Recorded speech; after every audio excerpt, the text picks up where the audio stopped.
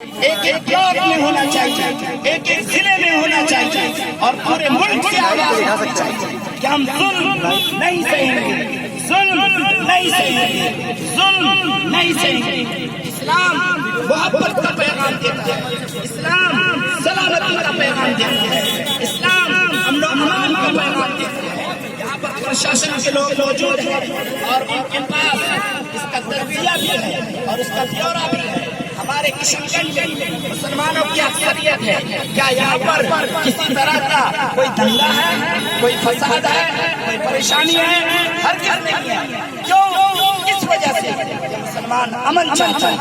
جامع مسجد کا علاقہ دلی میں ہے، میں دلی میں رہتا ہوں۔ جامع مسجد کے بارے میں اخباروں میں رپورٹ چھپی جس میں کہا گیا کہ پوری سب سے زیادہ پرامن علاقہ اگر کوئی ہے تو وہ جامع مسجد کا ہے، اس لیے کہ وہاں پر مسلمان سلامتی کا پیغام دیتا ہے، امن و محبت کا پیغام دیتا ہے، اخلاص اللہ کا پیغام دیتا ہے، انسان اور بھائی چارگی کا پیغام دیتا ہے، ایک دوسرے سے صرف انسانیت کی بنیاد پر محبت کا پیغام دیتا ہے۔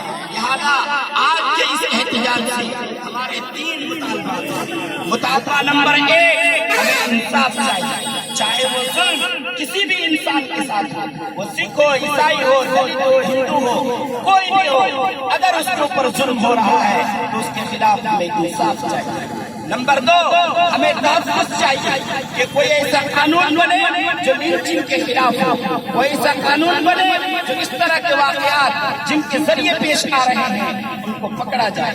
نمبر 3، اقلیتوں کے جو حقوق ہیں اس کے لیے ہر جگہ پر ہمارے حکومت کی طرف سے اس طرح کے آفس قائم ہو جہاں پر جا کر کے ہم اپنی اقلیتوں کی، ہم اپنے اقلیتوں سے متعلق تمام لوگوں کی باتیں پیش کر سکے اور ہمیں انصاف۔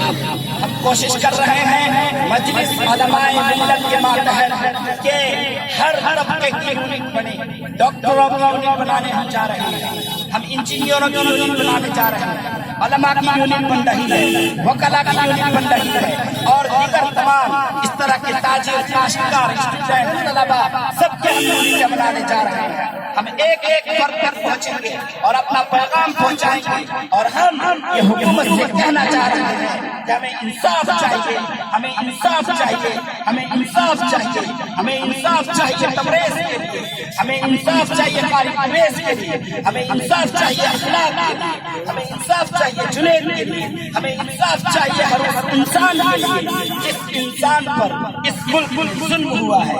میں اپنی بات پہ